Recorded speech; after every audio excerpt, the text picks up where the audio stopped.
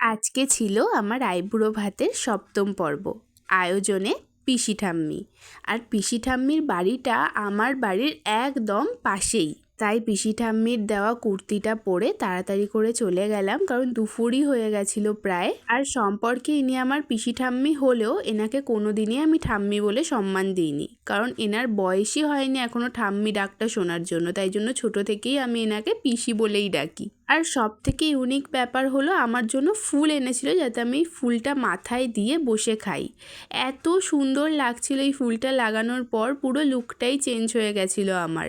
আর দুটো পিঙ্ক কালারের চন্দ্রমল্লিকাও গাছে হয়েছিল, সেই দুটোও লাগিয়েছিলাম মাথায়, পুরো আলাদাই লাগছিল দেখতে।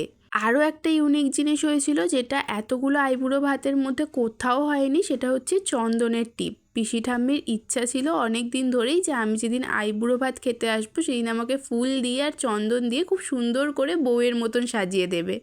আর এই দেখো, মিলি হচ্ছে আমার আসল পিসি। এরা দুজনেই আমার পিসি, বাট এদেরকে আমি বোন বলেই ডাকি। আর একজন তো আমার বন্ধু। ওরা মন খারাপ করছিল আমি কিছুদিন পরেই সবাইকে ছেড়ে চলে যাব, তাই।